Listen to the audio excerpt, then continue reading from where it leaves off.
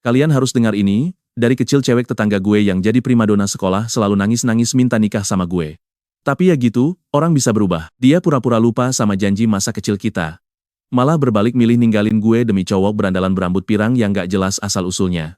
Beneran deh, sejak ketemu dia, si cewek mulai bolos kelas, ngecat rambut, dan nongkrong di bar remang-remang, gak heran kalau nilai sekolahnya langsung anjlok ke dasar bumi. Ke inti bumi banget, mau gue nasehatin atau tarik dia balik gimana pun, dia gak peduli. Ujung-ujungnya, pas mereka berantem hebat, gue malah pasang badan. Gue rela ngorbanin tubuh gue buat nahan tusukan pisau yang diarahkan si pirang brengsek itu ke dia. Tapi pas gue sekarat di rumah sakit, penuh luka dan megap-megap, si Chloe malah nyalahin gue. Dia natap gue penuh benci dan bilang kalau gue yang bikin pacar tersayangnya itu bakal masuk penjara. Sambil nelan, rasa pahit dari pengkhianatan busuk ini, gue merem. Pas melek lagi, tebak apa, gue balik ke hari itu. Hari pertama Chloe bolos sekolah bareng cowok itu, sama si berandalan itu untuk pertama kalinya. Suaranya yang sok manja dan merasa berhak langsung narik gue balik ke realita. Mak, ngapain bengong, siniin sarapan gue. Sarapan yang gue pegang. Gue ngeliat bungkusan makanan di tangan gue, tapi nggak gerak sama sekali. Detik berikutnya, sudut bibir gue naik, senyum misterius. Emang siapa yang bilang sarapan ini buat lo? Lo pikir lo pantas makan ini? Nada suara gue beneran dingin, penuh kepuasan sekaligus sindiran tajam. Chloe langsung kaku. Dia belum pernah denger gue ngomong sekasar itu sebelumnya. Rasanya kayak gue mendadak berubah jadi orang yang beda total. Di kehidupan lalu, tepat di hari ini, setelah rampas sarapan dari gue, dia bolos sekolah bareng si Chad. Sejak saat itu, hidupnya langsung hancur. Tapi kalian harus perhatiin bagian ini, karena disinilah hidup gue mulai dihancurin sama si Chad yang mau balas dendam. Dia nyuruh anak buahnya buat ngebully gue, ngerobek buku pelajaran, bahkan nyebarin rumor kalau gue nyontek pas ujian. Alhasil, nilai-nilai gue langsung anjlok parah. Harusnya gue bisa masuk universitas elit sekelas Ivy League, tapi malah berakhir di kampus swasta biasa. Sekarang, denger jawaban gue, semua teman sekelas langsung noleh dengan mata melotot. Sebelum Chloe bucin ke si Chad, semua orang iri sama hubungan cinta monyet kita. Gak ada yang nyangka dia bakal milih berandalan pirang itu. Sadar jadi pusat perhatian, Chloe cemberut, gak bisa nyembunyiin rasa kesalnya. Mak, lo sadar gak sih, ngomong apa barusan? Pas dia selesai ngomong, HP di laci mejanya bunyi ting. Gua tahu banget itu apa. SMS dari Chad yang ngajak jalan. Bener aja, pas baca chat itu, mukanya langsung sumringah banget. Dia ngasih gue tatapan sinis. Mak, mood gue lagi bagus hari ini, jadi, gue gak mau ribut sama lo. Gue mau cabut bentar. Pokoknya izinin gue ke guru ya. Sambil ngomong gitu dia balik badan mau keluar kelas. Tapi, gue panggil dia, bikin langkahnya langsung mandek. Chloe, gue kasih waktu 1 hari buat balikin $3.000 utang lo ke gue. Apa? Sejak kapan gue utang? Dari sekolah menengah pertama sampai SMA, gue udah beliin lo sarapan 900 kali. Oh, tambah HP yang gue beliin kemarin. Sini balikin. Kenapa lo pelit banget sih? Dia mencibir. Gue pelit? Gue ketawa dingin. Coba lo tanya diri lo sendiri, selama bertahun-tahun ini, lo pernah ngasih apa ke gue, balikin duit gue. Mulai sekarang, kita, jaga jarak. Masa-masa gue jadi budak cinta resmi berakhir. Dengar bisik-bisik teman sekelas, Chloe ngerasa malu banget. Oke, gue bayar sekarang. Kita, beneran selesai. Keluarganya emang kaya, dia nggak pernah kekurangan duit jajan. Tapi beberapa hari ini, demi nyenengin si Chad, dia beliin cowok itu HP baru, bahkan motor gede. Balikin duit gue berarti tabungannya bakal ludes. Tapi demi gengsi di depan teman-teman, dia gigit jari dan langsung transfer duitnya. Setelah Chloe pergi, coba tebak apa yang gue sadari pas ngeliat sekeliling kelas? Memori otak gue mendadak tajam banget. Bisa dibilang fotografis. Gue bisa inget semua nama teman sekelas dan isi buku paket yang pernah gue baca. Apa ini cheat legendaris orang reinkarnasi? Gue senyum sendiri. Hidup kedua kalinya, ogah banget gue jadi keset kaki orang lain. Modal ingatan masa lalu, gue bakal mastiin nama si Chad hancur sehancur-hancurnya, dan si Chloe bakal nyesel seumur hidup. Di luar, si Chloe lagi ngamuk-ngamuk sendiri, gue cuma pergi. Main bentar doang, kenapa dia harus bikin heboh sih? Lagian gue kan gak salah apa-apa. Chloe, ayo jalan. Tiba-tiba cowok pirang berpenampilan khas berandalan, tapi diakui emang ganteng, nyamperin dia. Walau bagi orang lain dia itu red flag berjalan, di mata Chloe si Chad tetap pangeran tanpa celah. Dia senyum lebar dan ngikutin cowok itu bolos sekolah. Di kelas, suara ketukan sepatu hak tinggi gema di koridor. Itu Bu Turner, wali kelas kita. Matanya langsung nyari-nyari dan fokus ke kursi kosong si Chloe. Dia cemberut, terus natap lurus ke arah gue. Mac, ikut ke ruangan saya bentar. Yang lain, belajar mandiri. Baru aja gue mau berdiri, HP gue bunyi ting. Pas gue buka, ternyata si Chloe baru aja bikin postingan baru di media sosialnya. Di foto itu, dia lagi boncengan naik motor gede, rambutnya terbang kena angin, sambil meluk erat banget pinggang si cowok pirang. Senyumnya lebar banget kayak habis menang lotre. Ngeliat foto itu, gue nggak ngerasa patah hati sama sekali. Malah kelihatan lucu aja sih. Sejak dia punya HP, Wajah gue nggak pernah sekalipun mejeng di feeds dia. Tapi baru kenal chat beberapa hari, foto tuh cowok langsung nangkring di sana. Gue nyengir, nge-like fotonya, terus lepas pin chatnya, lalu gue senyapkan. Bagus deh, bebas beban. Di jalan raya besar, suara knalpot motor gede itu meraung-raung. Chat dan komplotannya lagi ngebut di jalanan. Anak buahnya ngeliat ke arah Chloe sambil ngegodain, "Chat, pacar lo cantik parah. Dapat cewek kayak gini, mati besok juga ikhlas gue." Dengar pujian itu, si Chat langsung terbang tinggi kayak balon udara. Dia emang suka dipuja-puja. Milih Chloe jadi pacar tuh cuma buat pamer aja ke gengnya. Tapi saat ini, Chloe nggak ngerasa seseru mereka. Baru pertama kali ini dia ngerasain naik motor dengan kecepatan tinggi dan adrenalin yang memuncak. Rasa senengnya di awal langsung berubah jadi panik luar biasa. Begitu ngelihat jarum speedometer yang terus naik gila-gilaan, tubuhnya mulai gemetar. "Chat, lo terlalu ngebut." Chat malah ketawa kencang. "Ngebut? Lo belum lihat kecepatan asli gue." Dia makin tancap gas. Angin dingin, rasa takutnya makin parah, matanya memerah, mendadak dia malah inget bayangan gua. Dan percayalah, kalian gak bakal mau kelewatan kelanjutannya. Kalian harus nemenin gua lihat drama ini. Si Chloe mau ngechat Mac buat jemput, tapi malah shock pas lihat Mac cuma ngasih jempol di postingannya. Dia bingung banget. Sambil ragu-ragu di tengah angin kencang, dia ngetik pesan, "Mac, aku nggak salahin kamu soal tadi pagi. Bisa jemput aku sekarang nggak?" Pesannya kekirim, tapi nggak dibales sama sekali. Chloe langsung ngerasa kecewa banget. Biasanya, si Mac bakal bales secepat kilat. Kenapa sekarang malah dicuekin kayak begini? Angin makin kencang, jalanan makin kabur. Chloe mulai nangis bombay sambil ngirim pesan suara dengan suara gemetar, "Mac, tolong bales dong. Aku takut banget di sini." Si Chat noleh ke belakang, kasihan juga lihat Chloe yang mengenaskan. Dia pun nurunin kecepatan motornya, tapi sialnya, tiba-tiba ada batu segede gaban di tengah jalan. Ban depannya ngehantam batu itu, biarpun refleksnya cepat, motornya tetap kepleset dan jatuh. Chloe teriak histeris pas badannya ngehantam aspal keras, sampai lututnya lecet parah. Darah langsung mengalir di kakinya yang mulus. Pas dia lagi kesakitan setengah mati, dia syok lihat si Chat malah sibuk bangunin motor gedenya duluan, bukannya nanyain kondisinya. Sumpah, di sini emosi kita bakal diuji banget. Chloe kecewa setengah mati karena si Chat baru peduli sama dia setelah dipaksa sama babunya. Pas lihat kondisi ceweknya yang hancur lebur, si Chat langsung panik akting, "Sayang, kamu nggak apa-apa kan?" Air mata Chloe makin deras mengalir. Chloe nyuekin dia habis-habisan. Tapi begitu dengar kata-kata manis dan lihat muka ganteng Chat yang minta maaf, rasa kecewanya langsung agak berkurang. "Lututku sakit banget, tahu. Aku nggak mau naik motor sialan itu lagi, buruan anterin aku balik ke sekolah." Chat yang merasa bersalah langsung gercep bantuin dia berdiri. "Ini salahku, aku antar kamu ke UKS sekarang." Sementara itu, gue lagi ngikutin Bu Turner ke ruangannya karena dia mau ngomong serius sama gue. "Bu Turner, ini soal Chloe ya?" Tanya gue to the point. "Kamu peka banget, ibu dengar dia bolos pagi ini, beneran?" Gue cuma ngangguk santai. Dia itu punya potensi besar, ibu nggak mau masa depannya hancur cuma gara-gara drama remaja. Kalian kan dekat, tolong nasehatin dia ya. Muka gue tetap datar. Ibu tahu sendiri kenapa dia pergi. Dia nggak bakal dengerin siapapun sekarang. Lagian, itu pilihan dia sendiri. Mulai sekarang, gue ogah ikut campur urusan dia. Di kehidupan lama gue harus bayar pakai nyawa cuma buat sadar kalau gue nggak akan pernah bisa ngerubah dia, sekeras apapun gue berjuang. Bu Turner kelihatan kecewa tapi paham perasaan gue. Dikhianati itu emang sakit banget. Beliau menghela napas, lalu ganti topik pembicaraan ke ujian masuk kuliah. "Sebelum gue keluar, dia bilang ada anak pindahan dari jurusan seni yang masuk kelas sains kita, dan gue diminta bantuin dia. Gue agak bingung karena di kehidupan sebelum reinkarnasi, nggak ada sejarahnya anak pindahan ini. Tapi ya sudahlah, gue ngangguk aja tanda setuju." Begitu bel masuk bunyi, gue langsung balik ke kelas.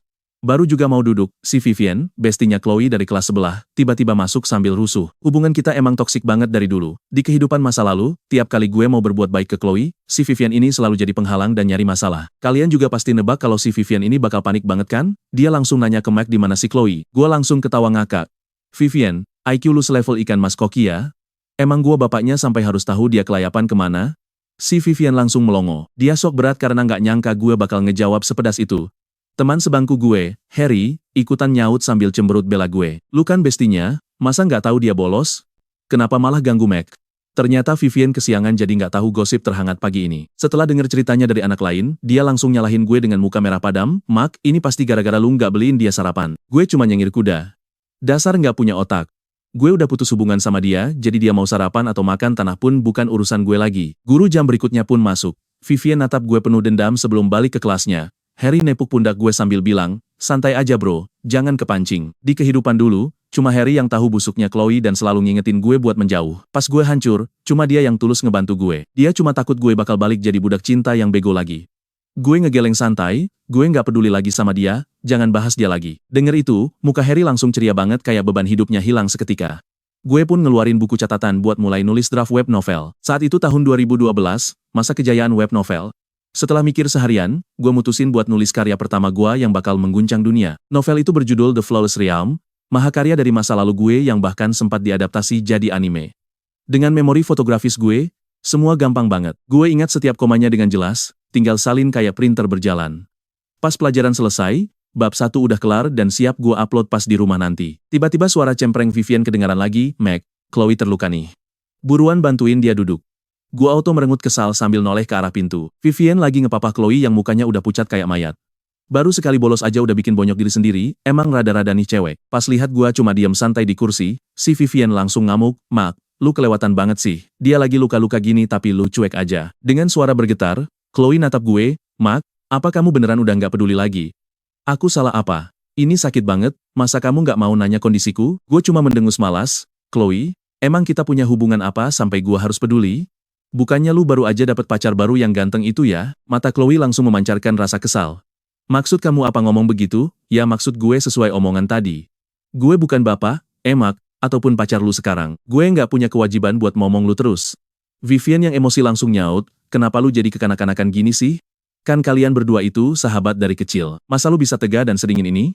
Gue tegaskan sekali lagi, urusan dia bukan urusan gue, jadi jangan ganggu gue lagi.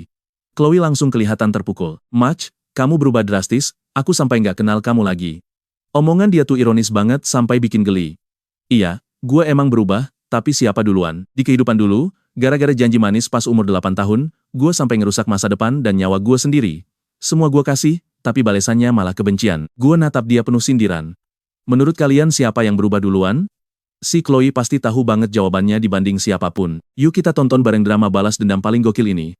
Dia matung, natap gue kayak orang asing pas ditanya, "Emang lu pernah beneran suka sama gue?" Bikin dia panik setengah mati. Dia pernah suka gue? Mungkin, tapi dia cuma suka versi Mac yang ranking 1 dan selalu nurut jadi babu setianya. Dia langsung nunduk, gak bisa ngomong sepatah kata pun. Vivian bantu dia duduk. "Chloe, dia cuma cari perhatian. Gak usah peduliin dia lagi." Akhirnya Chloe duduk, pelan-pelan sambil nahan sakit di lututnya yang terluka. Tiba-tiba Vivian kaget, "Duh, gue lupa ambil obat lu di ruang UKS." Cowok di belakang mereka langsung berdiri, dan bilang, "Chloe, biar gue aja yang ambilin." Sebagai primadona sekolah, cowok yang mau jadi kesetnya emang gak pernah habis. Pas ngeliat cowok jerawatan di depannya, dia bahkan gak ingat namanya siapa. Tapi demi manasin gue, dia maksain senyum manis. "Makasih ya, maaf ngerepotin." Cowok itu langsung kegirangan, kayak baru dapat berkah dari malaikat terus langsung lari kencang. Vivian balik ke kelasnya. Gak lama, cowok itu bawa obatnya. Chloe nerima obat itu, nah, perhatiin deh tingkah songongnya. Dia pamerin obat itu ke arah gue seolah mau pamer kalau dia punya banyak cadangan. Tapi gue cuek aja, tetap fokus nulis. Kesal banget, dia langsung buang muka sambil mendengus. Tiba-tiba, suara langkah sepatu hak tinggi kedengeran mendekat. Chloe panik, takut ketahuan guru kalau dia bolos. Dia refleks natap gue. Nyalahin gue dalam hati karena nggak bantuin dia bohong.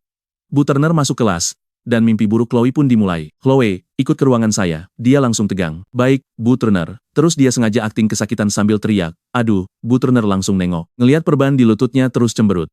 "Ya sudah, kita bicara setelah kakimu sembuh." Harry ngeliat drama murahan itu dengan muka super jijik. "Sejak kapan dia jadi manipulatif gini?" Dia nengok ke gue. Kakak-kakak gue balik hari Minggu ini. Makan bareng yuk. Kalau lu cocok sama kakak cewek gue, panggil gue ipar." Gue ketawa sambil dorong dia. "Bro, kita udah kelas 3 SMA. Mana ada waktu buat pacaran?" Pas saat itu juga, ada suara aneh dari koridor kelas. Pas gue nengok, kelihatan sekelebat rambut pirang. Ternyata itu si Chad. Mata gue langsung sinis.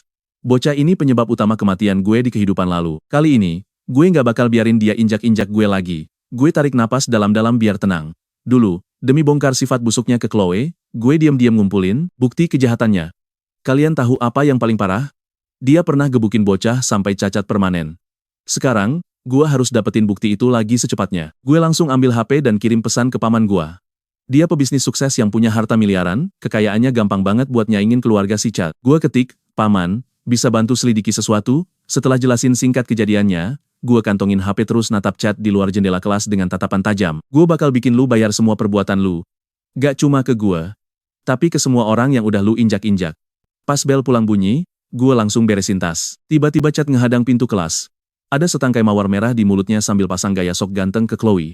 "Sayang, aku datang buat jemput kamu nih." Chloe pengen berdiri, Tapi karena seisi kelas ngeliatin dia dengan sinis, dia jadi malu banget buat gerak.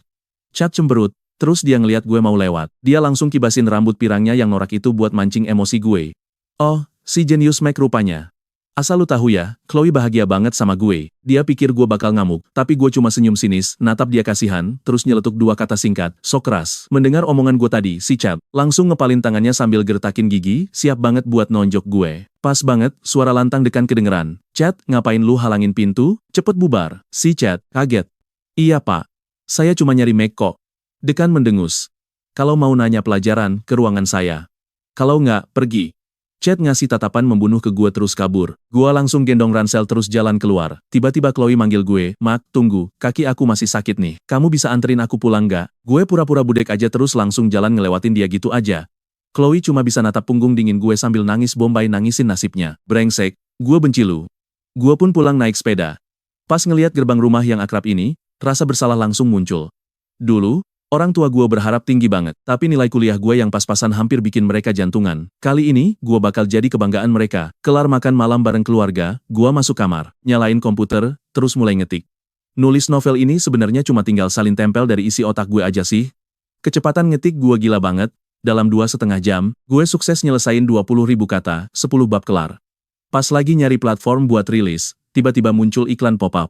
Pas mau gue tutup, tulisannya menarik perhatian. Novel Tomato nawarin bagi hasil 80/20 buat penulis. Penulis juga pegang semua hak adaptasi film dan media. Pas gue cek situsnya, lumayan oke. Desainnya biasa aja, tapi dengan kualitas mahakarya dunia tanpa celah ini, pasti bakal viral dimanapun. Gue langsung bikin akun, upload 12 bab pertama, terus ajuin kontrak. Di saat yang sama, di sebuah rumah mewah, Harper lagi berdiri sendirian di balkon, natap ke arah luar sambil nungguin orang tuanya pulang. Sepupunya, Grace, nyamperin dari belakang. Harper, masuk yuk. Kayaknya orang tua kamu nggak bakal pulang malam ini. Rasa kecewa langsung terpancar di wajah Harper yang lesu, tapi dia tetap geleng-geleng kepala dengan keras kepala. Aku tahu mereka sibuk, tapi mereka udah janji mau pulang hari ini. Grace yang ngeliat itu langsung merasa iba. Dia tahu gadis yang sok tegar ini sebenarnya butuh banget kasih sayang orang tuanya. Ayah Harper, Tuan Harrison, itu miliarder yang gila kerja banget. Itu juga alasan kenapa ibunya milih buat cerai. Yuk masuk kamar aja. Mungkin mereka pulang agak maleman nanti.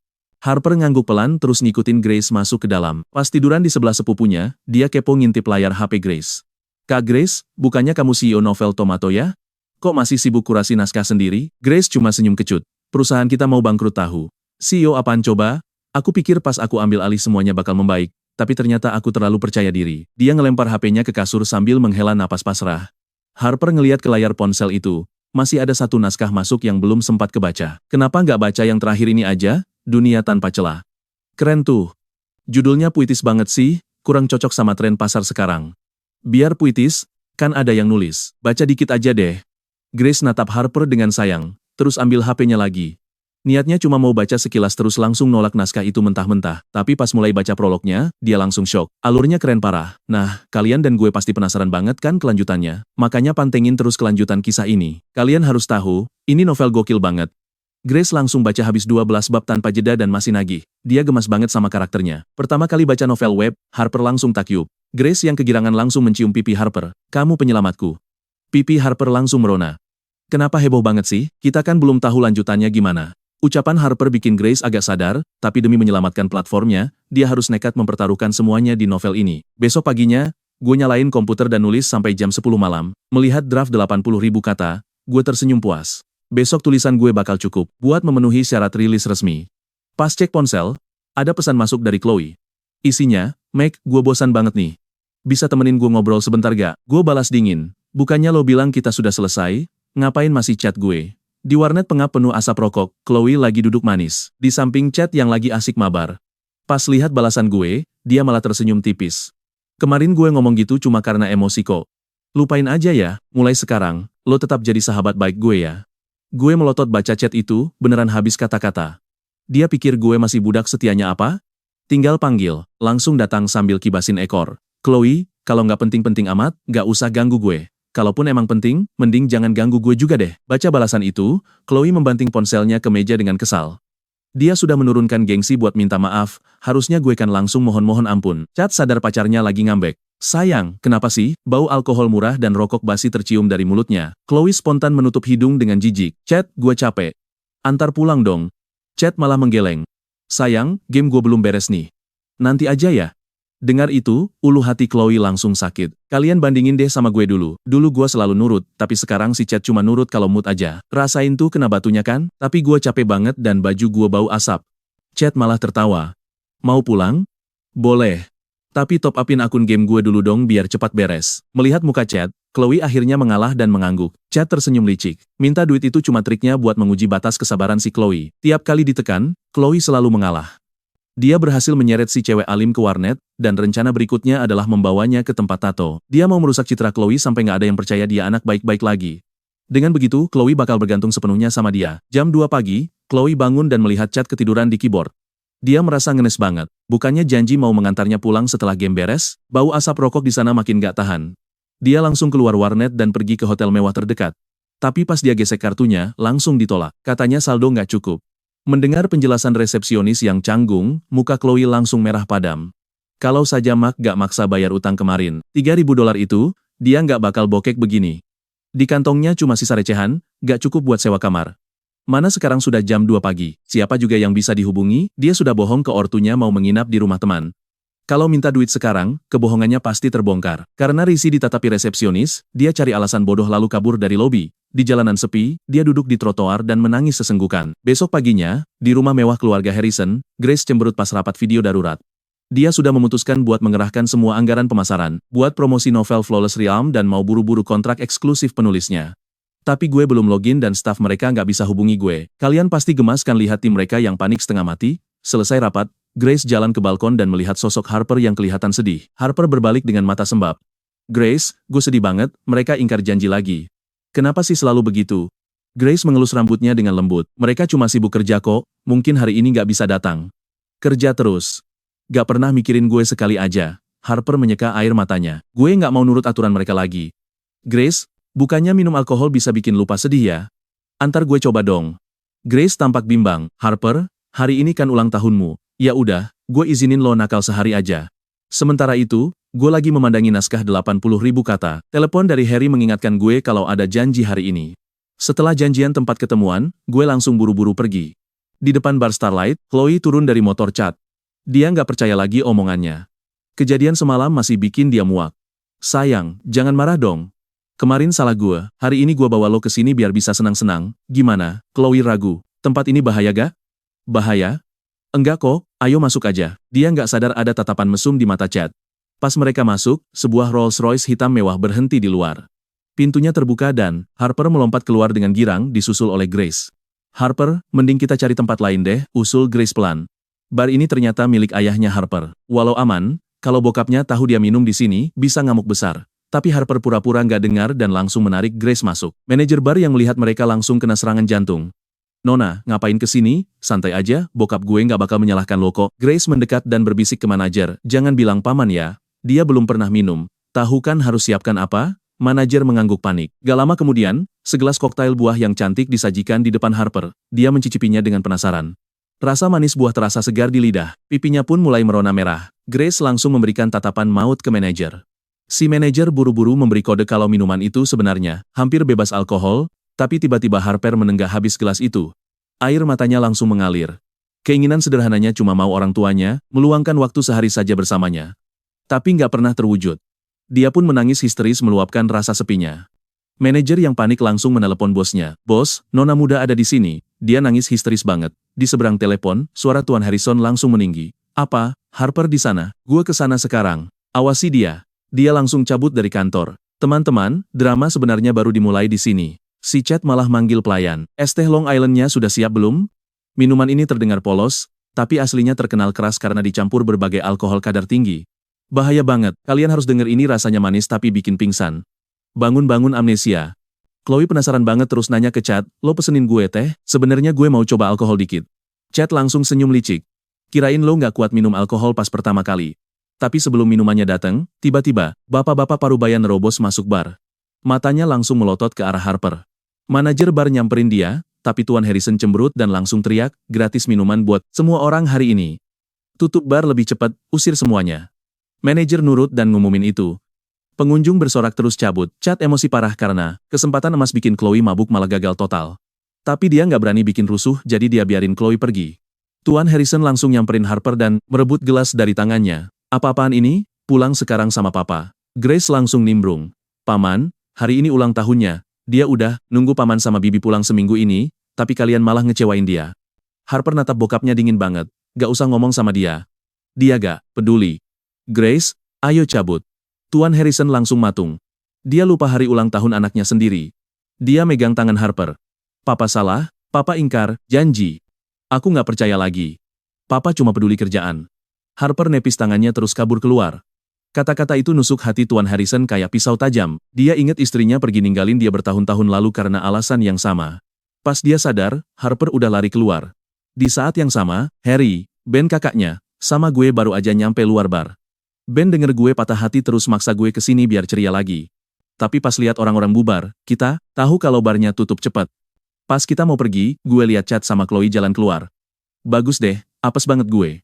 Chloe ngeliat gue terus mendengus kesal, masih dendam gara-gara sikap dingin gue malam itu. Pas gue mau balik badan, tiba-tiba ada cewek lari kencang keluar bar dan langsung nabrak dada gue. Gue natap, cewek yang ada di pelukan gue, kalau jalan pakai mata dong. Lah, kok nangis? Lihat mukanya yang penuh air mata, gue hela napas. Lo gak apa-apa? Mau duduk dulu? Dengar langkah kaki ngejar dari belakang, cewek itu megang tangan gue erat banget. Gue bayar lo, jadi pacar gue sehari. Gue langsung melongo heran. Gue langsung nolak, ogah. Tapi pantengin terus part ini. Pas gue mau cabut, dia narik tangan gue dan nawarin $10.000 biar jadi pacarnya, sehari. Kalau kurang, dia bakal tambah lagi. Lihat baju brandednya dari atas sampai bawah, jelas dia anak orang kaya. $10.000 itu bukan duit kecil. Tabungan gue aja nggak seberapa.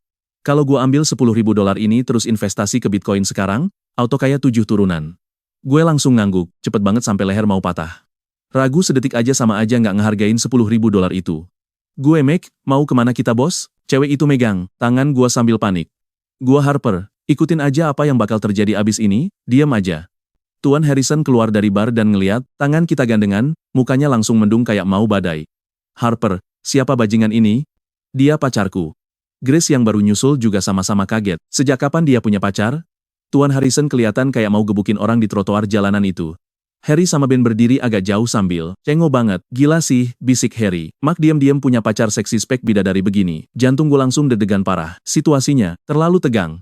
Baru semenit kerja, gue udah cari ribut sama bapaknya yang miliarder. Tuan Harrison melotot ke gue. Gak peduli lo pacarnya atau, bukan, pergi sana. Harper mendengus kesal terus narik gue pergi. Dari jauh, Chloe ngeliatin kejadian itu sambil melotot kaget. Kok Meg, kalian pasti mikir hal yang sama kan? Walaupun Chloe lagi sama Chad, dia ngerasa gue bakal nungguin dia selamanya. Makanya dia kaget lihat ada cewek lain. Dia mikir gue sengaja gini biar dia cemburu dan jual mahal. Harper terus narik gue menyusuri jalan. Suasana hening banget sebelum akhirnya gue buka suara. Jadi, lo lagi berantem sama bokap lo? Dia ngangguk. Lihat reaksinya tadi, kelihatannya dia peduli banget sama lo. Dengar itu, air mata Harper tumpah lagi. Lo gak ngerti. Dia cuma peduli sama kerjaannya, gak pernah mikirin perasaan gue atau nyokap. Dia ngelepasin tangan gue terus nyetop taksi. Gue hela napas sambil pusing, dan ngejar dia. Selain gak tega ninggalin cewek nangis sendirian, secara hukum gue juga wajib ngejaga duit $10.000 gue itu. Kita berdua langsung naik taksi. Harper bingung mau kemana dan cuma natap keluar jendela dengan mata sembab. Gue minta pak sopir buat muter-muter keliling kota aja. Sopirnya, ngeliatin kita dari kaca spion, kayak paham situasinya. Dek, pacarnya lagi sedih tuh coba dibujuk. Hidup ini emang penuh rintangan, diobrolin baik-baik aja. Harper cuma nunduk sambil nangis tanpa suara. Gue cuma bisa senyum canggung sambil ngasih tisu ke dia buat ngusap air matanya. Kita nyampe di pinggir sungai dan Harper minta sopir taksinya berhenti karena dia pengen jalan kaki. Sopirnya ngasih wejangan terakhir, buruan hibur dia, Dek. Gue ketawa kecil dan bilang, siap pak. Gue langsung natap Harper. Mau jalan-jalan bentar, pacarku? Dengar panggilan itu, kuping Harper langsung memerah malu. Kita kan cuma pura-pura sehari. Gue senyum tipis. Hari ini kan belum berakhir. Karena gue udah terima duit lo, gue bakal kasih pelayanan pacar premium. Sungai itu mantulin cahaya lampu kota yang indah. Kita jalan santai. Lo sewa gue biar ortu lo kesel dan merhatiin lo kan? Harper natap gue kaget. Kok lo bisa tahu? Gue ketawa pelan. Gak susah kok nebaknya. Pasti mereka sibuk kerja terus dan jarang ada waktu. Makanya lo bikin drama ini kan? Harper langsung diem, air matanya netes lagi. Sebulan lalu mereka janji bakal nemenin gue minggu ini. Tapi hari ini hari terakhir dan ini ulang tahun gue. Gue agak kaget. Ternyata dia lagi ulang tahun. Cewek kaya yang kasihan, punya segalanya tapi nggak punya kehangatan keluarga di hari spesialnya. Kalau lo pulang malam ini, mereka pasti langsung batalin semua kerjaan dan balik. Tapi dipaksa pulang gitu bukan kehangatan asli yang lo mau kan? Tebakan gue tepat. Dia nggak butuh kehadiran terpaksa, dia cuma pengen kasih sayang yang tulus. Dia hela napas pasrah. Terus gue harus gimana? Kalau nggak gini mereka nggak bakal hubungin. Dia tiba-tiba megang lengan gue erat-erat. Mak, terus kita harus ngapain biar mereka percaya kita pacaran beneran? Gue miringin kepala sambil senyum manis. Makan, jalan-jalan, foto, nonton bioskop. Mau mulai dari mana dulu nih pacarku? Jantungnya langsung deg-degan, pipinya merona merah. Gue nggak pernah pacaran sebelumnya, nggak tahu. Kalau gitu serahin ke gue. Lihat sungai indah itu, yuk selfie bareng terus posting. Dia ngangguk malu. Percaya deh, kalian bakal suka kelanjutannya.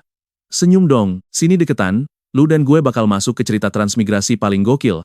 Harper sempat ragu, lalu perlahan menyandarkan pundaknya ke pundakku. Pas nempel, langsung gue jepret. Momen canggung tapi manis para ini akhirnya abadi. Harper ngelihat foto itu dengan malu-malu, tapi matanya berbinar senang. Tanpa pikir panjang, dia langsung posting foto itu ke media sosialnya, lalu menatapku.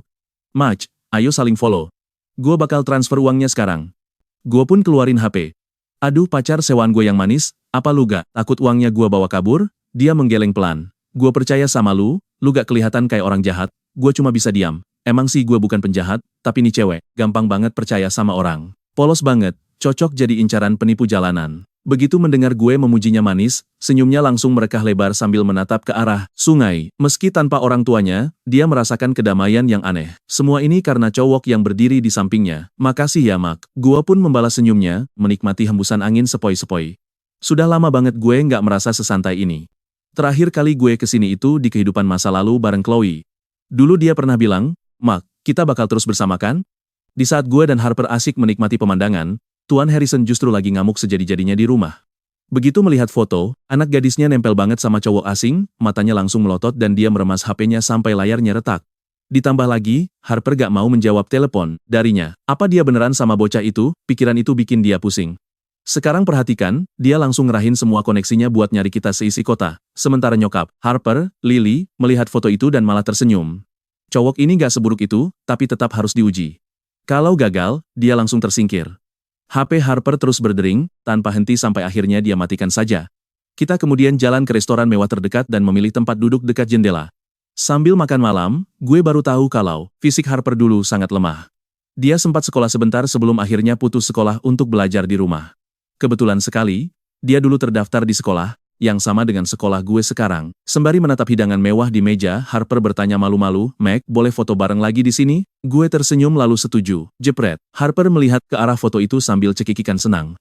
Beres makan, gue tanya apa rencana selanjutnya. Dia kelihatan ragu lalu bilang kalau dia pengen belanja baju. Gue langsung menatap, gaun desainer mewahnya yang pas di badannya. Lu butuh baju lagi? Dia memalingkan wajah, malu-malu kucing. Gue mau milihin beberapa pakaian buat lu kok. Akhirnya gue berdiri di butik pakaian pria dengan sangat bingung saat dia mulai milih baju buat gue. Baju gue udah numpuk, lu nggak usah repot-repot.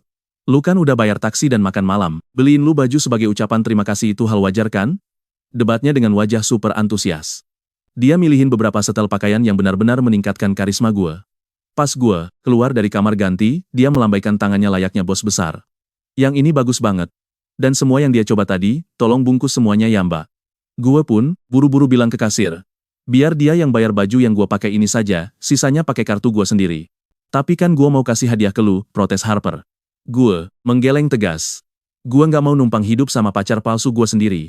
Lu nggak mau beli sesuatu buat diri sendiri? Dia menggeleng, tapi matanya berbinar cerah saat kita berdua keluar dari toko. Pacar, ayo kita pergi ke pusat arkade main game, gue belum pernah ke sana. Kita pun menuju ke arena arkade yang sangat ramai. Gue tahu kalian pasti mikir ini biasa aja, tapi Harper malah fokus ke mesin capit boneka di pojok. Dia nunjuk beruang pink imut dan minta gue dapetin itu. Dimasukkan. Harper berdiri kaku di sebelah gue, matanya berbinar penuh harap. Gue gerakin tuasnya, capit beruangnya, tapi malah lepas di tengah jalan. Dia langsung terlihat lesu dan kecewa. Tenang aja, kita coba lagi sekali lagi. Dia mengangguk lalu fokus memperhatikan capitannya. Kali ini, posisi capitnya sudah pas dan berhasil menjatuhkan boneka beruang itu tepat ke lubang hadiah. Harper lompat-lompat kesenangan layaknya bocah kecil. Makasih banyak ya Mach, beruang ini buat lu. Sekarang giliran gue yang menangin kelinci, pink itu buat lu. Dengan santai gue mainin tuasnya dan langsung dapat kelincinya dalam sekali coba. Harper tepuk tangan gembira sambil memeluk erat boneka kelinci itu. Makasih pacar sewaan. Melihatnya sebahagia ini, gue sadar kalau momen ini rasanya luar biasa banget, perasaan nyaman yang belum pernah diberikan Chloe seumur hidup. Kita terus bermain, di sana sambil tertawa lepas layaknya pacaran beneran. Pas jam 10:30 malam, gue bilang, Harper, udah malam nih, mari gue antar lu pulang. Dia berhenti main, menatap layar HP-nya yang penuh panggilan tak terjawab. Gue nggak mau pulang, tapi dia tahu tujuannya sudah tercapai. Pulang sekarang berarti harus menghadapi orang tuanya lagi dengan tatapan sedih. Hari ini hari ulang tahun gue, kalau pulang, mereka pasti bakal buat pesta formal yang membosankan kan? Lu kan Harper, jangan sedih dong. Gue pun pasang muka konyol, yang langsung bikin dia tertawa lepas. HP-nya berdering lagi, kali ini dari sepupunya, Grace. Harper langsung angkat teleponnya. Harper, untung lu angkat. Lu di mana sih? Gue langsung, jemput lu ya. Harper ngasih tahu alamatnya lalu menutup telepon. Gue tersenyum pelan. Jemputan lu udah mau sampai tuh. Hari ini gue nggak bawa kado apa-apa, jadi cuma bisa ngasih doa terbaik buat ulang tahun lu. Dia tersenyum lebar sambil mengangkat boneka kelincinya. Gue udah dapet kado dan ucapan terbaik kok, makasih ya Mak. Saudara lu hampir sampai, gue pergi dulu. Sampai jumpa lagi ya. Tunggu dulu pacar sewaan, gue belum sempat transfer uangnya ke rekening lu. Harper langsung memegang erat tangan gue seolah enggan membiarkan gue pergi begitu saja. Gue langsung mengangkat boneka beruang pink dan beberapa kantong belanjaan tadi. Ini semua udah lebih dari cukup kok. Dia cuma terdiam di sana, menatap punggung gue yang perlahan menjauh. Beberapa menit kemudian, mobil Grace datang menghampiri. Melihat Harper sedang memeluk boneka kelinci, Grace langsung keluar dari mobilnya. Harper, lu tahu gak sih betapa khawatirnya gue tadi? Gue gak apa-apa kok, lihat nih bonekanya lucu kan? Grace menghela napas lega. Lu menangin itu? Bukan. Meg yang dapetin buat gue. Alis Grace langsung mengernyit heran. Harper, di luar sana banyak orang jahat berkeliaran. Lu bahkan gak kenal dekat sama dia, gimana kalau dia punya niat buruk? Mak orang baik kok, dia satu sekolah lamaku juga. Dia baru aja pergi, pasti belum jauh. Ayo kita kejar pakai mobil. Di lain tempat, gue lagi jalan santai sambil buka aplikasi novel di HP untuk mengecek naskah yang diunggah. Mulut gue langsung menganga lebar. Notifikasi merah membanjiri aplikasi novel tersebut. Ada pesan masuk dari editor yang bilang kalau naskah novel gue layak mendapatkan kontrak resmi penerbitan. Padahal ini bukan hari Senin. Pemimpin redaksi bahkan mengirim pesan langsung meminta info kontak gue. Memang karya legendaris itu selalu meledak di lini masa manapun. Sementara itu, Grace masih mengemudikan mobilnya memutari jalanan untuk mencari keberadaan gue, tapi hasilnya nihil. Mengira gue sudah pulang, Grace hendak putar balik sebelum mendadak HP-nya berdering kencang. Ternyata itu panggilan dari pemimpin redaksi yang sudah mendapatkan info kontak gue dan meneruskannya ke Grace. Saat Grace sibuk teleponan, diam-diam Harper malah asik mentransfer uang $10.000 lewat aplikasi bank di ponselnya. Sebelum sepupunya sempat melarang, transferannya sudah sukses terkirim. Dan di detik itu pula, HP gue mendadak berdering tepat di samping mobil mereka. Wah, kelanjutannya bakal gila sih. Guys, kalian harus dengar kisah gila ini. Bunyi transferan $10.000 masuk, si Grace kaget, dan gue langsung angkat teleponnya. Halo, siapa nih? Kaca mobil turun, dan cewek cantik bermuka dingin natap gue. Suaranya kedengaran dari HP dan mobil barengan, bikin merinding. Ini aku. Harper nongol dari kursi sebelah, dada-dada girang. Mak, ketemu lagi. Gue pun senyum canggung ke si tante. Halo tante, Anda nyokapnya. Harper ya, dipanggil tante, mata Grace langsung melotot dan mukanya auto dingin banget. Dih, seriusan cowok ini? Tapi dia tetap sok tenang natap gue. Lu Mak, kan? Mau lu apa biar lu jauhin adik gue dengar tante muda ini ngomong? Otak gue langsung mikirin adegan klise drama Korea. Tapi karena Harper udah kirim $10.000, gue mesti akting maksimal dong. Jangan sampai emaknya nemu celah, gue pun natap matanya tajam. Tante, aku dan Harper saling cinta. Apapun yang terjadi, aku nggak bakal tinggalin dia. Begitu gue ngomong gitu, Grace langsung diam-diam rekam suara. Dia ngomong pelan, pakai nada sok sopan tapi sebenarnya ngerendahin. Gue udah sering lihat bocah kayak lu. Bilangnya cinta, ujung-ujungnya paling cuma nipu. Perasaan gue ke Harper tulus kok, bakal gue buktiin lewat tindakan. Harper langsung nimbrung, Tante, Mak baik banget sama aku, kasih kami kesempatan dong. Grace masih curiga. Kalian ketemunya gimana? Kami ketemu pas kelas 10. Biarpun dia cuma sebulan di sekolah itu, dia pinter banget, asik diajak belajar. Kami sering ngerjain tugas bareng sampai akhirnya jadian. Oh, jadi nilai-nilai lu pasti bagus banget dong? Soal akademis sih, emang andalan gue banget. Gue jawab dengan pede abis. Gue selalu jadi juara umum di sekolah, bahkan kadang bisa dapat peringkat pertama sekota tahu gak? Kalian perhatiin mukanya Grace deh. Dia kaget lihat gaya pede gue. Pantas aja bocah seumurannya bisa nulis novel fantasi dengan dunia seepik itu. Tapi dia sok jaim dan bilang, nilai bagus aja nggak cukup. Gue paham tante, sekarang gue emang miskin, tapi masa depan siapa yang tahu. Tatapan Grace agak melunak. Gue percaya lu bisa cari duit, tapi awas aja kalau lu cuma manfaatin adik gue buat morotin hartanya. Mikirin momen bareng Harper, gue sadar ketemu orang yang beneran disukai pas masa muda itu berkah banget. Di kehidupan masa lalu gue, semuanya suram. Gara-gara Chloe, masa muda gue dulu sepi banget. Tapi sekarang, dapat kesempatan kedua dan ketemu Harper, perjuangan gue rasanya dihargai banget. Sesuatu yang gak pernah Chloe lakuin dulu. Di situ gue sadar, cinta sejati itu gak searah. Lihat muka Harper yang memerah, hati gue anget. Gue langsung natap Grace dengan penuh keyakinan. Ketemu Harper adalah keberuntungan terbesar dalam hidup gue, Tante. Gue janji bakal jagain dia. Dengar janji gue, jantung Harper langsung berdebar kencang, kupingnya merah padam. Dia belum pernah ngerasain chemistry ajaib kayak gini sebelumnya. Grace cuma diam merhatiin kami. Apa iya mereka bisa baper secepat ini padahal baru setengah hari ketemu? Dia pun langsung menguasai keadaan lagi. Lu tinggal di mana? Sini gue anter. Gak usah tante, naik taksi aja. Masuk. Gue kasih alamatnya terus duduk di belakang, tapi Harper ikut nimbrung. Dia mepet duduk di sebelah gue sambil panggil pacarku. Gue langsung lirik Grace pakai kode mata. Nyokap lu ada di depan tuh, gila ya. Harper malah ketawa ngakak. Lu belum paham juga, ini sepupu yang gue ceritain kemarin, namanya Grace. Mana mungkin dia nyokap gue, masih muda gini. Bayangin deh rasa malunya gue pas dengar itu. Gue kira maknya nikah muda atau punya gen awet muda, panggil tante tadi beneran bikin malu abis. Grace ketawa. Mark, santai aja. Kalau lu serius sama Harper, tante gue mah asik orangnya, tapi om gue emang agak kolot dan galak parah. Bakal jadi bos terakhir yang susah dikalahin nih. Gue hela napas. Makasih Kak Grace. Gue paham kok, gue bakal berjuang keras dapetin restunya. Harper langsung baper parah dan genggam tangan gue erat. Gak lama, mobil berhenti di persimpangan rumah gue dan Harper dadah-dadah dengan ceria. Sampai ketemu lagi ya Mark, gue balas lambaiannya dan jalan pulang. Pas lewat gang gelap, tiba-tiba ada yang nyergap pundak gue dari belakang. Refleks, gue langsung balik badan dan hantem dia pakai pukulan telak. Aduh, lu gila ya Mark? Suara cewek teriak.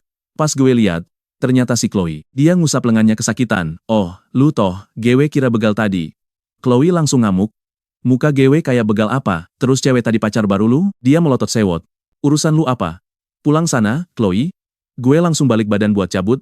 Bikin dia makin kesel setengah mati sambil hentakin kaki. Mark, lu mukul gue. Minta maaf gak? Kalau nggak gue aduin orang tua lu ya. Dia senyum sok menang, tapi gue malah balik badan dengan dingin. Aduin aja sesuka lu.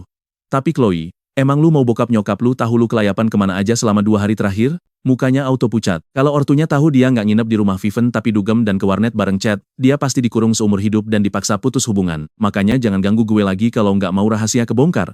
Dia nggak bisa bantah, matanya berkaca-kaca kesel lalu lari pulang sambil nahan tangis. Nyampe kamar, dia lihat boneka kelinci pink hadiah dari gue dulu. Dia ambil boneka itu terus dipukulin berkali-kali. Dasar Mac brengsek, cowok sialan. Dia nangis kejer di bantal sampai HP-nya bunyi. Ternyata telepon dari Viven. Chloe, lu kemana aja sih 2 hari ini? Gue bosen setengah mati nih. Mengingat momen 2 hari kemarin, Chloe senyum kepaksa. Biarpun sebel, dia seneng jalan sama Chad. Gue abis pergi sama Chad, dia aslinya manis banget. Dia tahu GGW belum pernah minum alkohol, jadi dia pesenin Long Island Iced Tea. Viven yang tadinya rebahan langsung lompat kaget kayak kesetrum listrik. Long Island Iced Tea? Seriusan Chloe? Chloe bingung dan bilang, iya, tapi barnya keburu tutup jadi gue gak sempat minum sama sekali. Viven langsung hela napas lega banget. Ya ampun, lu polos banget sih. Long Island itu aslinya alkohol murni berkadar tinggi yang rasanya manis. Minum 1 gelas aja bisa bikin langsung pingsan. Chloe membeku inget tatapan mesum Chad di bar, bulu kuduknya auto merinding ketakutan. Apa dia berniat jahat ke GW? Dia matiin telepon sambil nangis di bawah sinar bulan. Momen seru bareng Chad mendadak jadi hambar. Sadar diperlakukan kayak sampah, penyesalan pun datang terlambat. Makanya guys, jangan gampang ketipu tampang manis doang ya, rugi bandar nanti. Pandangan matanya mengarah ke rumah gue. Dia nggak makan kue itu, tapi malah lari ke kamar Grace, ngirimin rekaman suara pengakuan gue ke nyokapnya, terus pergi ke balkon buat nelpon gue. Pengakuan ke nyokapnya, terus ke balkon buat nelpon. Yuk kita denger kelanjutan gokil ini. Mark, lo penulis The Flawless Realm. Gue ketawa. Wah, lo sama Tuan Harrison kepoin gue sedalam itu ya? Grace ketawa. Lo pikir gue sama paman gue FBI? Gue ini CEO Tomato Novels, situs tempat lo nge-upload novel itu, ke sana. Gue kaget banget. Serius lo? Iya, dan gue lihat potensi gede di buku lo. Tanda tangan kontrak eksklusif sama gue, oke? Bentar, perusahaan lo lagi ada masalah ya? Grace ketawa. Lo pinter banget sih. Pokoknya tanda tangan aja kontraknya. Rajin update terus. Nanti buku lo bakal gue pajang di setiap banner halaman depan kita. Gue menghela napas. Ditawarin kayak gitu, bego banget kalau gue nolak. Pas telepon ditutup, gue langsung ngecek platform Tomato Novels, platform Kia yang gak pernah gue denger di kehidupan lalu. Rasanya kayak efek kupu-kupu lagi bekerja, dan gualah kupu-kupunya. Waktu cepet berlalu. Seminggu setelah tanda tangan, novel The Flawless Realm tembus 200.000 kata. Grace nepatin janjinya buat promosiin gila-gilaan. Novelnya langsung meledak parah. Alurnya bikin pembaca kecanduan, dan traffic situsnya benar-benar melonjak tinggi. Telepon Grace gak berhenti bunyi. Harper naruh draft cetak yang lagi dibacanya. Grace, kenapa HP lo rame banget hari ini? Grace nyubit pipinya. Tanya cowok lo tuh, buku yang lo suruh gue baca, yang dia tulis sendiri? Beneran lagi bikin geger dunia maya sekarang. Harper melongo sambil nutup mulutnya. Serius, cowok gue yang nulis ini? Yoi, tim IT baru aja bilang server kita hampir jebol gara-gara trafiknya. Cowok lo emang jenius parah. Harper langsung senyum bangga banget. Nah, lo harus tahu ini, di minggu yang sama, Chloe lagi pusing. Dia nyuekin chat beberapa hari, tapi, akhirnya lulu juga karena cowok itu memohon terus. Gara-gara didesak chat, dia nekat bikin tato. Tapi langsung nyesel setengah mati pas tatonya selesai. Kalau bokapnya sampai tahu, bisa abis dia. Kalau temen sekelas lihat, dia nggak bisa ngebayangin gimana malunya digosipin. Pikiran pertamanya langsung, nyari di Google cara hapus tato. Pas tahu ada metode hapus pakai laser, dia baru bisa bernapas lega. Besok paginya, gue dapet pesan dari Harper yang bilang dia punya kejutan buat gue hari ini. Tapi ditanya gimana pun, dia nggak mau bocor. Gue naik sepeda ke sekolah, pas lagi gembok sepeda, ada Audi Q7 hitam parkir di gerbang. Kacanya kebuka, nunjukin bokapnya Chloe, Tuan Carter. Dia senyum. Mark. Lama nggak ketemu. Pagi, Tuan Carter. Tumben nganterin, dia hari ini. Dia senyum pasrah. Nyokapnya Chloe yang maksa. Chloe, gih masuk bareng Mats. Chloe keluar mobil dengan muka kesel banget. Tuan Carter, melambai terus pergi. Gue nyuekin dia dan jalan terus ke gedung sekolah, dia cemberut, ogah ngomong sama gue sebelum gue minta maaf, kita lihat siapa yang nyerah duluan. Kita jalan ke kelas tanpa sepatah kata pun. Pas di meja, Harry ngedeket sambil nyengir licik. Bro, lo gokil parah. Gue kira lo lagi galau setengah mati, tapi diam-diam dapet pacar spek 10/10, gue muter bola mata. Kapan emang gue galau? Minggir deh, gue mau belajar. Pas guru lagi jelasin materi, dengan semangat, Chloe malah ngelamun. Dia pusing mikirin tatonya ditambah semalam abis berantem sama Chet sampai jam 3 pagi. Pas dia hampir ketiduran, guru langsung manggil dia. Chloe, coba maju dan selesaiin persamaan ini. Dia kaget, ngeliat ke papan tulis, dan panik. Dia bener-bener lupa rumus standarnya, jadi terpaksa pakai cara panjang bin ribet buat nyari jawabannya. Gurunya manggut-manggut. Bener sih, tapi besok-besok coba pakai rumus standar ya, biar lebih gampang. Muka Chloe langsung merah merona, pacaran seminggu sama Chet bikin otaknya rada lemot. Kalian kasihan gak sih sama dia? Pas pelajaran sastra Ibu Turner, dia disuruh baca puisi. Dia bacanya terbata-bata, untung ditolongin cowok jerawatan yang bisikin barisannya. Dia bilang makasih terus cuma bisa diam, sambil ngeliatin mejanya, ngelamun. 20 menit kemudian, kedengeran suara langkah hak tinggi. Ibu Turner masuk sambil senyum ceria, diikutin cewek super cantik, dan anggun banget. Cewek baru itu berdiri di depan kelas, bikin semua cowok melongo seketika. Chloe megang pulpennya kuat-kuat, ngerasa muka cewek itu familiar banget. Sekelas langsung heboh bisik-bisik. Mata Harry hampir copot pas lihat dia. Kakak ipar. Dia langsung nyikut pundak gue kenceng banget. Mark, lihat tuh, itu dia. Gue ngelirik ke depan kelas, ngeliat Harper berdiri di sana. Mulut gue langsung menganga lebar. Harper ngeliat gue terus senyum manis, seolah-olah bilang kejutan. Ibu Turner tepuk tangan. Tenang semuanya. Ini Harper. Pas kelas 10 dia ambil jurusan seni, tapi karena masalah kesehatan, dia sempat belajar di rumah. Sekarang dia balik lagi. Pas denger namanya, Chloe langsung ngeh kalau ini cewek yang seret gue dari bar. Kenapa dia kesini? Ngeliat muka seneng gua, darah Chloe langsung mendidih. Harper ngerasa lebih cocok masuk jurusan IPA, makanya dia pindah ke kelas kita, jelas Ibu Turner. Setelah perkenalan Harper, Harry celingukan nyari kursi kosong. Satu-satunya kursi kosong cuma ada di pojok belakang. Dia nyengir licik. Maj, demi masa depan, lo yang bahagia, gue rela berkorban nih. Jangan sia-sia umpan lambung gue, bro. Sebelum gue sadar apa yang dia mau, Harry udah ngangkat tangan. Ibu guru, Ibu Turner, fisik Harper kan agak lemah ya, duduk di pojok belakang kayaknya kurang bagus deh, biar dia pakai kursi gua aja. Ibu Turner senyum lebar. Harry, sopan banget sih lo. Meg, pastiin lo bantu dia ngejar pelajaran ya. Gue ke belakang dulu. Harry langsung nyamber bukunya dan kabur sambil ngedipin mata. Gue cuma bisa geleng-geleng kepala, kesel tapi pengen ketawa. Dia emang wingman andalan gue banget. Harper jalan mendekat terus duduk sambil senyum manis. Hai Mark, mohon bantuannya ya mulai sekarang. Selamat datang kembali. Harper. Tanya aja kalau butuh bantuan. Dia numpuin dagu di meja sambil miringin kepala. Emang ada yang lo gak tahu, Maj? Tingkah gemesnya bikin gue cepet-cepet buang muka. Ya adalah, ilmu di dunia ini luas banget kali. Lo kan dari anak seni, nanti gue juga nanya ya. Harper ngedeket ke telinga gue terus bisik-bisik. Pacar, yuk kita belajar bareng yang rajin. Gue mundur sedikit terus ikutan bisik. Lo nggak takut kedengeran yang lain? Panggil Mark aja pas di sekolah. Mukanya langsung merah padam sambil ketawa malu-malu. Tiba-tiba, temen sekelas nepuk pundak Harper. Hai, tolong kasih surat ini ke Mark dong. Harper agak ragu, terus ngasih kertas lipat itu ke gue. Ada surat buat lo. Pas gue buka, ternyata tulisan tangan Chloe. Mark, gue sadar, kayaknya gue udah nggak suka lagi sama Chet. Anggap aja masalah kemarin nggak pernah ada ya. Selesai baca, suratnya gue sobek-sobek terus gue buang ke tempat sampah. Chloe ngeliatin. Seru kan? Ikuti terus kelanjutannya ya, gue sama Harper terus diskusi. Nah, kalian bakal suka ini kita lihat gimana hubungan gue sama Harper makin deket. Dia tuh baik, perhatian, dan suka berbagi hal-hal kecil. Sumpah, Beda jauh sama Chloe yang manja kayak Tuan Putri minta dilayani terus. Ngelihat kebersamaan kita, si Chloe langsung ngerasa mual dan kepanasan. Dia udah nyuekin chat berhari-hari dan coba baik-baikin gue lagi, tapi gue anggap dia kayak angin lalu. Ngelihat gue senyum ke Harper, dia langsung ngamuk. Beres kelas, Chloe nyamperin meja gue sambil emosi. Mak, dulu lo bilang cuma bakal baik ke gue. Gue larang lo senyum dan bersikap baik sama dia. Gue natap dia datar. Chloe, lo denger diri lo nggak sih? Lo kayak orang gila. Ngapain juga gue harus nurut sama lo? Harper yang ingat surat robek itu, langsung paham situasinya. Dia senyum sopan ke Chloe dan bilang, Chloe, gue tahu lo punya perasaan ke Mak, tapi hubungan sehat itu butuh rasa hormat. Tolong hargai pilihan Mac sekarang. Chloe langsung melotot tajam. Maksud lo gue nggak menghargai dia? Harper cuma tersenyum tipis nanggepin kemarahan si Chloe. Bukannya udah jelas ya, gue minta lo tukar bangku sama gue sekarang, gue cuma bisa ketawa sinis. Chloe, ini bukan permainan tukar kursi sekolah dasar. Kalau mau pindah, sono bilang ke Ibu Turner.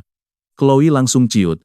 Menghadap Ibu Turner, dia kan lagi diincar karena sering bolos, itu mah cari mati. Dia langsung balik ke mejanya, nutupin muka pakai tangan, terus nangis sesenggukan.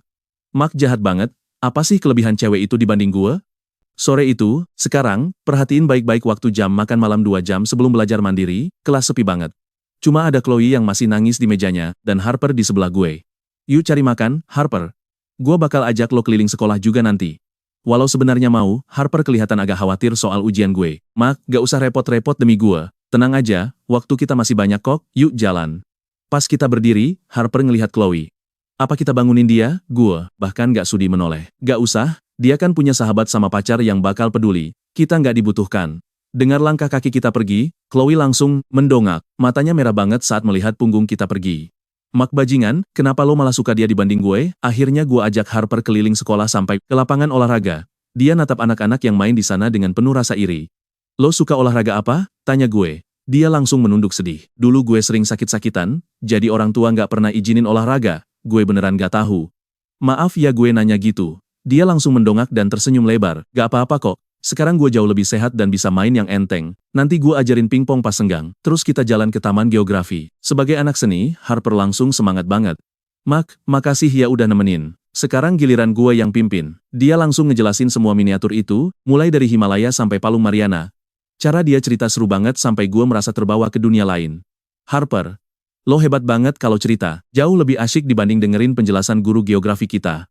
Ah, biasa aja kok, sahutnya malu-malu tapi mukanya kelihatan bangga banget. Habis itu kita beli makanan terus balik ke arah kelas. Tiba-tiba ponsel gue berdering dari Paman Tom. Gue minta Harper masuk duluan sementara gue keluar buat angkat telepon penting. Paman, dapat bukti chat ngebully murid lain? Tanya gue nggak sabar. Suara Paman Tom terdengar mantap. Ya, anak buah gue berhasil mulihin rekaman kamera pengawas yang coba mereka hancurin beserta pernyataan para saksi. Paman kirim sekarang ya. Mantap, makasih Paman. Dia langsung tertawa pelan mendengar itu. Paman udah lama muak sama kesombongan keluarga Sterling, mereka cari gara-gara sendiri. Terus Paman bahas soal murid yang kakinya sempat dipatahkan sama si Chad. Ternyata ibu korban kerja di pabrik Sterling. Dipaksa lembur gila-gilaan, tangannya tersangkut mesin sampai harus diamputasi. Bukannya bayar biaya medis, pihak, gila sih. Kalian pasti emosi dengar pabrik malah nuntut ganti rugi jutaan ke korban. Gue langsung bilang ke Paman kalau mereka bener-bener iblis. Gue bakal sebar video bully si Chad ke internet biar media langsung gerak.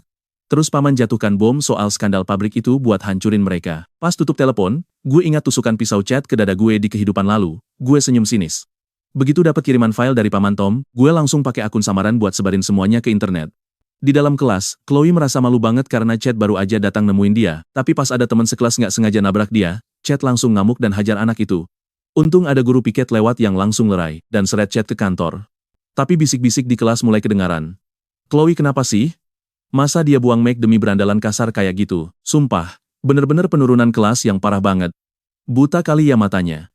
Sindiran itu bikin hati Chloe sakit banget kayak diiris-iris pisau tajam. Dia mulai mikir kalau milih Chad adalah kesalahan terbesar dalam hidupnya. Sebelum bel pulang sekolah bunyi, gue ngerasa ada yang merhatiin gue terus. Pas mata kita ketemu, dia langsung buang muka dan pergi buru-buru sama Vivian. Si Vivian bahkan sempat-sempatnya ngejek gue. Chloe cuma bisa pasrah mengikutinya. Gue langsung nawarin Harper buat pulang bareng karena hari udah sore. Harper kaget dan minta anter sampai gerbang aja karena dia males pulang ke rumah kosong. Pas kami nyampe gerbang utama, ada mobil Rolls-Royce klakson 2 kali. Harper natap gue canggung dan nawarin tumpangan mobilnya. Tapi gue menggelengkan kepala menolaknya. Santai, gue bawa sepeda kok. Dia melambaikan tangan lalu masuk mobil. Tiba-tiba suara Chloe manggil nama gue. Dia berdiri sendirian di trotoar kelihatan memelas. Tapi gue pura-pura tuli, ambil sepeda. Terus jalan pergi gitu aja. Mata Chloe mulai berkaca-kaca. Ternyata orang tuanya lagi sibuk malam ini, dan gak bisa jemput. Jadi mereka nyuruh dia pulang bareng gue. Tapi gue cuek bebek.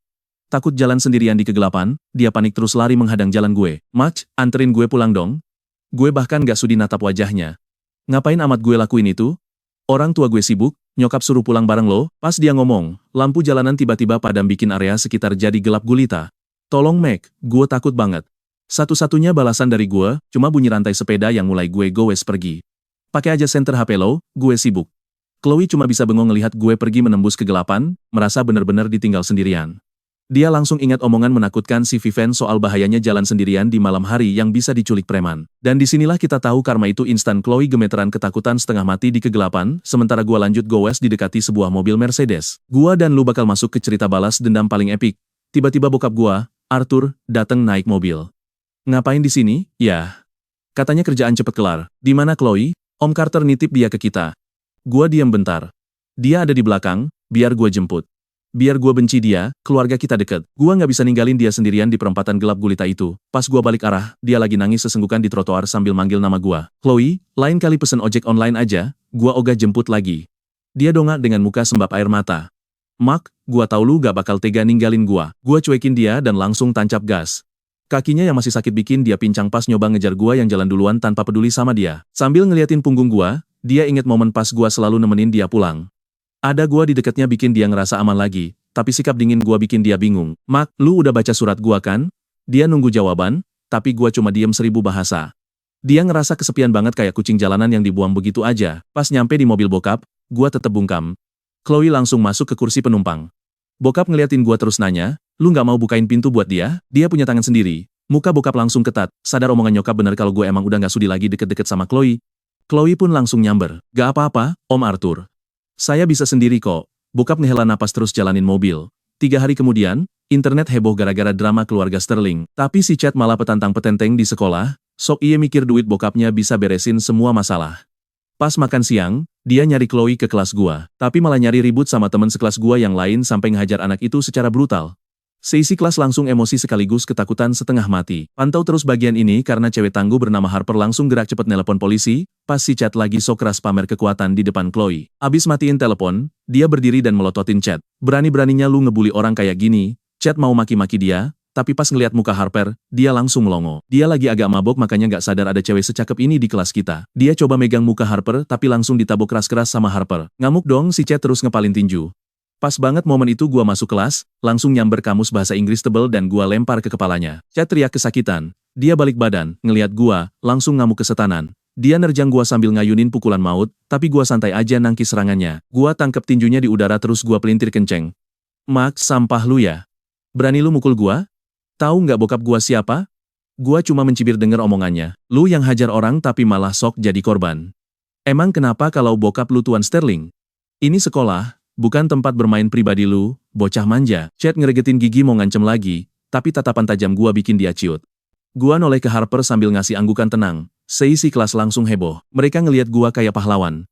Muka Chad merah padam nahan malu karena dipermalukan di depan Chloe adalah penghinaan paling parah buat dia. Habis lu, Mark, teriak dia sambil mau kabur lewat pintu demi nyelamatin mukanya, tapi gua langsung ngalangin jalannya. Mau kemana lu? Polisi belum dateng. Duduk manis di sana dan tungguin mereka. Dia berontak kenceng, gua mau pergi, siapa yang bisa ngalangin? Gua. Suara Bu Turner langsung motong keributan itu. Chad, lu dituduh melakukan penganiayaan. Lu nggak boleh pergi sebelum orang tua lu dan polisi datang beresin ini. Panik dong dia, langsung keluarin HP-nya. Lu pasti tahu apa yang bakal terjadi pas bocah manja ini nelepon bokapnya. Anak-anak lain langsung ikutan keluarin HP mereka buat ngelakuin serangan balik. Halo Pak, iya, batalin kontrak sama keluarga Sterling. Ada berandal pirang ngehajar orang di kelas aku. Tante, iya, putusin hubungan sama pabrik Sterling sekarang juga. Ngeliat situasi makin kacau, Chad langsung cengok ketakutan. Sementara itu di ruang kepala sekolah, Tuan Sterling lagi bahas sumbangan gede buat gedung sains baru. Pas denger telepon panik anaknya, dia merengut, matiin telepon, terus melototin kepala sekolah Lewis. Pak Lewis, anak saya dibully di sekolah Anda. Gimana sih cara Anda mimpin tempat ini? Kepala sekolah Lewis tahu Tuan Sterling itu kejam, tapi masalah ini ngelibatin banyak anak dari keluarga terpandang. Salah langkah dikit, tamat riwayatnya. Sterling, saya baru dikabari. Kita bakal selidiki dan selesaikan ini dengan adil. Tuan Sterling cuma bisa mencibir dengernya. Adil? Anda tahu kan berapa banyak duit yang saya sumbang ke sini? Saya mau jawaban yang memuaskan. Kepala sekolah Louis langsung ngehela napas panjang. Kehilangan duit sterling bakal berabe banget. Dia buru-buru ke ruang kelas. Pas dengar cerita dari murid dan guru, dia langsung ngedumel nyumpahin keluarga Chad. Harusnya dia nggak usah nerima anak ini demi sumbangan. Biar posisinya aman, dia ngeliatin gua terus bilang, "Mak, lepasin dia. Kalian berdua silakan keluar." Bu Turner kelihatan jijik. "Apa Anda mau nutup-nutupin masalah ini, Pak Kepala Sekolah?" Semuanya harap tenang, teriak Lewis mencoba meredakan situasi yang memanas. "Saya minta orang tua Chad bawa dia pulang buat dibina. Dia nggak boleh balik sebelum tobat. Buat Mark, pulang dulu beberapa hari biar tenang." Taktik klasik skorsing dua-duanya. Gua merengut kesal. Kalau dia lakuin ini, Chad bakal bebas melenggang tanpa hukuman. Seisi kelas pun langsung protes keras banget. "Bercanda ya, si Chad jelas-jelas mukul orang dan ada buktinya. Mark cuma belain murid lain. Kenapa dia yang disuruh pulang?" Muka Louis langsung merengut masam. "Cukup, gua nggak peduli siapa yang mulai. Kalian berdua pulang dan renungin kesalahan masing-masing." Chad senyum puas. "Lihat kan, Mark, paham sekarang? Gembel miskin kayak lu nggak bakal bisa nyentuh gua." Kepala sekolah Lewis langsung nahan malu. Sadar nih bocah bego beneran nggak tahu kapan harus diem. Ngeliat korupnya Lewis, gua tantang dia langsung. Chad terang-terangan mukul murid dan nyerang gua. Seisi kelas lihat itu. Tindakan gua murni bela diri. Kalau lu bebasin dia cuma karena bokapnya penyumbang dana, di mana keadilan sekolah ini? Kalau maksa, jangan salahin gua kalau masalah ini viral di media. Lewis langsung pucet. Dia nggak nyangka anak SMA bakal berani ngancem dia kayak gini. Di zaman internet, opini publik itu senjata yang bisa mematikan karirnya. Dia ngeregetin gigi, siap-siap buat ngalah dan ngeluarin Chad. Tapi tiba-tiba Tuan Sterling nerobos masuk bareng rombongan pengawal berototnya. "Mana yang namanya Meg?" Gua tetap berdiri tenang, balas melototin dia. "Kayaknya ada yang panik nih, Pak Kepala Sekolah." Louis makin keringet dingin. "Tuan Sterling, tolong, kami lagi beresin ini." Dan begitulah awal dari kehancuran mereka. Tunggu kelanjutannya bareng gua karena Harper tiba-tiba pasang badan di depan gua buat ngelindungin dari ancaman bokapnya Chad. Kalian harus lihat kelanjutan drama gila ini. Tangan Grace gua genggam erat, gua senyum tipis sambil natap Tuan Sterling dingin saat berita tentang kebobrokan pabrik Sterling viral di internet dan langsung masuk meja polisi. Badai besar resmi dimulai. "Lo pikir lo bisa menguasai kota ini, Sterling?" Tanya gua ngeledek. Dia langsung nyengir sinis, ngatain gua cuma kecoa yang gampang digiles, terus nyuruh gua sujud minta maaf ke anaknya sekarang juga, atau gua bakal membusuk di penjara. Gua cuma bilang mending dia cek berita deh, ada kejutan seru menanti, tapi dia malah cuek. Sampai tiba-tiba HP pribadinya bunyi, keringat dinginnya mulai ngucur, karena nomor itu cuma buat urusan darurat. "Bos, kita hancur, semuanya bocor ke publik. Polisi lagi grebek pabrik kita sekarang." HP-nya langsung jatuh. Dia inget omongan gua dan natap gua kayak iblis kesurupan. "Lo, dasar bocah tengik, jangan kepedean deh, bukannya lo sendiri yang bikin ulah?" Dia langsung geram sambil teriak kencang. "Mach, lo udah hancurin seluruh hasil kerja keras hidup gua, biar gua di penjara, gua bakal seret lo juga." Dia langsung ngasih kode ke pengawalnya buat nyerang. Tapi tiba-tiba ada suara menggelegar dari pintu masuk. Tuan Harrison, bokapnya Harper, masuk bareng kepala polisi dan jajaran pejabat tinggi kota. "Berani-beraninya lo berlaga kayak penguasa di sini, Sterling." Pas Sterling nengok dan lihat para penguasa asli berkumpul, dia langsung lemes dan ambruk ke lantai. Dia sadar kalau hidupnya udah bener-bener tamat. Dia malah balik teriak-teriak ke Chad, nyalahin anaknya atas semua ini. Sekelas langsung ketawa ngakak lihat bapak anak saling gigit kayak anjing. Chad fix bakal dikeluarkan dan masuk penjara anak. Muka Chad merah padam ketakutan, dia langsung natap Chloe penuh harap buat nemenin dia ke kantor polisi. Nah, perhatiin bagian ini deh. Sekelas langsung natap Chloe sinis banget. Kalau dia masih bela Chad, dia bakal dianggap kayak sampah masyarakat. Chloe langsung mundur dan nolak mentah-mentah.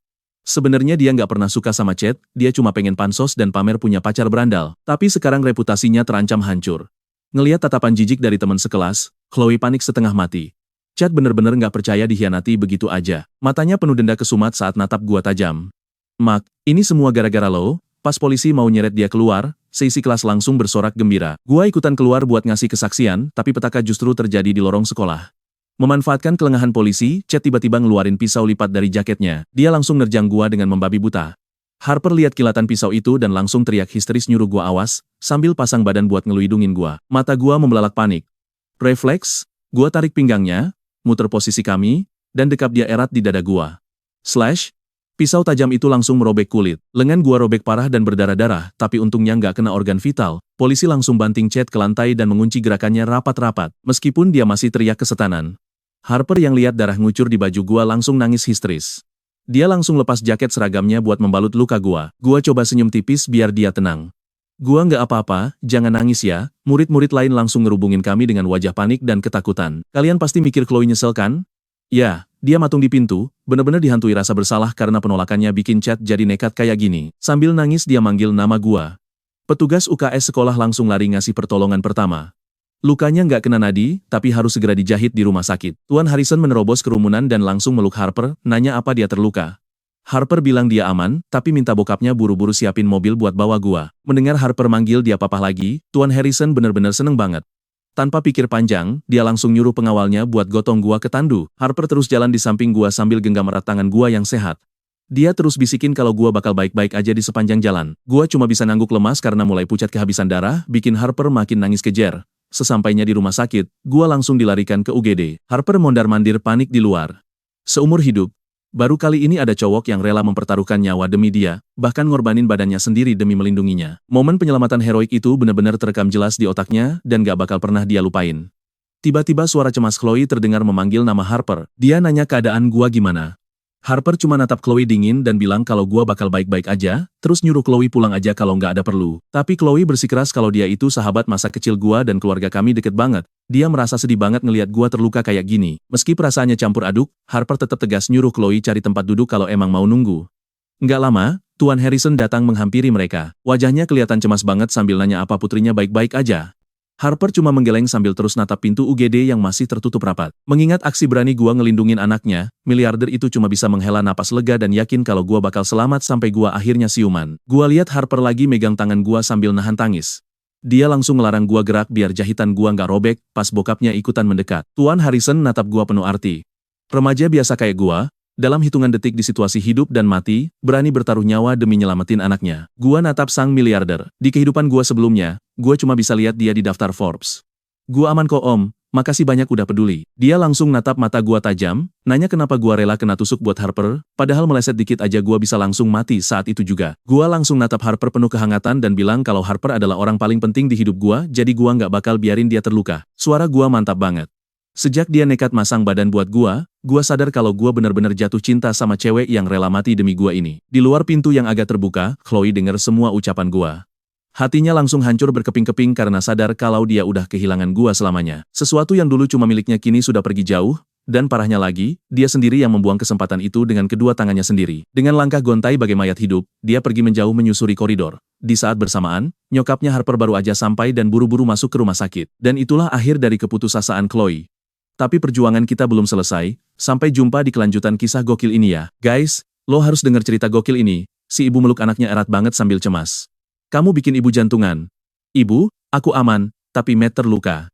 Lily noleh ke gue, nata penuh selidik. Tapi kelihatan berterima kasih banget. Kamu Matt kan? Makasih ya udah nyelamatin anakku. Kamu cowok yang berani banget. Gue kaget dia sehangat itu. Sama-sama tante. Itu hal yang emang harus gue lakuin. Tuan Harrison ngeliatin kami. Awalnya, dia remehin gue abis-abisan. Dia pikir cowok miskin kayak gue nggak bakal bisa ngasih Harper kehidupan mewah yang layak. Tapi hari ini dia mikir, emang uang segalanya? Apa dia kekurangan duit? Dibanding cowok-cowok manja pewaris tahta di circle-nya, gue punya keberanian dan tanggung jawab. Hal yang nggak bisa dibeli pakai duit. Harper, mending kamu jalan-jalan dulu sama ibumu. Cari angin segar. Papa mau ngomong berdua aja sama Meg. Harper sempet ragu-ragu. Dia ngeliatin kami berdua sebelum ibunya narik dia keluar pelan-pelan. Di luar, Harper gak nemuin Chloe. Mah, lihat cewek yang duduk di sini tadi gak? Ibu lihat ada cewek pergi tadi, pas ibu baru masuk. Mungkin dia lagi cari angin. Di dalam ruangan, Tuan Harrison jalan ke arah jendela, kelihatan mikir keras. Dia balik badan, natap gue tajam. Mak, jujur papa salah nilai kamu sebelumnya. Papa pikir kamu gak bakal bisa bikin Harper bahagia. Tapi hari ini, papa lihat keberanian kamu. Itu hal berharga, yang gak bisa dibeli uang. Tuan Harrison, gue paham kecemasan Anda. Tapi tolong percayalah, gue bakal lakuin apapun demi bikin dia bahagia. Papa percaya niat baikmu, tapi niat baik aja nggak cukup buat papa nyerahin anak papa ke kamu. Gue paham maksud dia. Gue nggak punya duit, karier, ataupun status sosial tinggi saat ini. Kalau tadi gue nggak nekat berdarah-darah demi anaknya, dia nggak bakal sudi ngomong gini sama gue. Tapi omongannya juga jadi peluang emas buat gue yang punya rahasia. Kalau bukan karena reinkarnasi, gue dan Harper emang hidup di dunia yang beda banget. Hidup kembali emang belum ngasih gue cukup waktu buat bangun kerajaan bisnis. Diremehin emang sakit sih. Tapi tenang aja, setahun lagi gue bakal buktiin kemampuan gue ke kalian semua. Tuan Harrison langsung ketawa lepas denger omongan gue. Kamu belak-belakan ya, gak bertele-tele kayak para penjilat korporat di luar sana. Kamu bener. Warisan papa bakal jatuh ke Harper, tapi dia terlalu berhati lembut. Buat mimpin Harrison Group, papa butuh pendamping yang kuat di sisinya buat jaga benteng ini. Kalau orang itu cuma modal cinta tanpa ambisi, papa gak bakal restuin pernikahan kalian. Dia ngelipat tangan, beneran kayak penguasa bisnis sejati. Ini syarat mutlak papa. Dalam 3 tahun, kamu harus bisa menghasilkan 1 miliar dolar. Dia natap gue, tajam banget. Kalau gue setuju, dia bakal bantu jalan gue diam-diam. Kalau gue mundur, dia bakal pisahin gue dari anaknya tanpa ampun. Dia nggak butuh pecundang. Tuan Harrison, gue terima tantangan Anda. Gue ini reinkarnator dengan memori fotografis masa depan. Kalau nggak bisa dapat 1 miliar dolar dalam 3 tahun, mending gue tusuk diri sendiri aja pakai pisaunya Chad. Malu-maluin konsep reinkarnasi aja. Tuan Harrison langsung melongo kaget.